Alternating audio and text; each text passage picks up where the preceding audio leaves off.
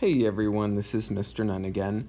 Today I'm going to review with you how to divide mixed numbers, and I'm also going to review how to reduce using cross cancellation.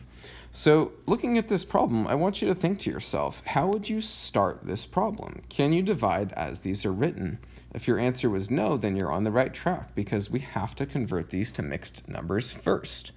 And I want you to think how you do that. What are you going to start with? What two numbers are you going to multiply?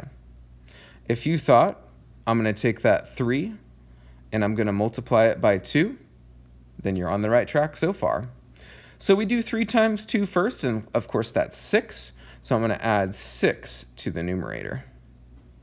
So now we have 1 plus 6 in the numerator, and that's 7. And then we're going to keep the same denominator over 2.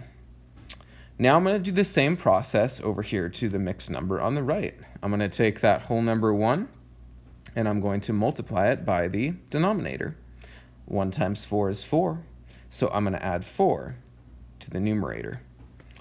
When we add those up, we have 3 plus 4, and of course that is going to be 7 over 4. Now check yourself right now. What's our next step? We've now converted those mixed numbers to improper fractions. Now we can go ahead and multiply these. We're going to keep it, change it, flip it. So we're going to keep this first fraction the same. Then we're going to change division to multiplication. And then we're going to find the reciprocal of 7 over 4, which of course is 4 over 7. Now, this is the step where you can finally cross-cancel. You can't cross-cancel on any of the other steps where we're dividing up here. We can only cross-cancel when we're multiplying fractions.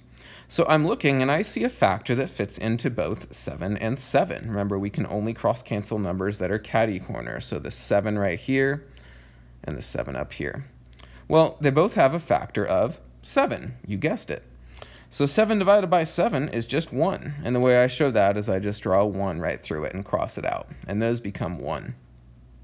Then I'm going to look for factors that fit both into both 2 and 4. Well, 2 fits into both of those. So I can do 2 divided by 2, which is just 1.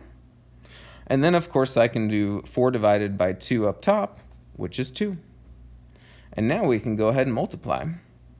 Well, in the numerator, we have 1 times 2, which is 2. And then in the denominator, we have 1 times 1, which is 1.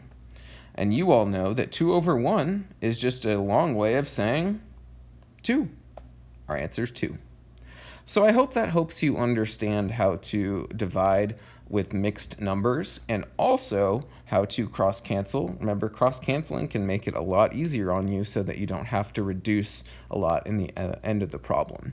So I hope that helps. If you have any trouble, please let me know, and I'd be happy to help you. This is Mr. Nunn, signing out.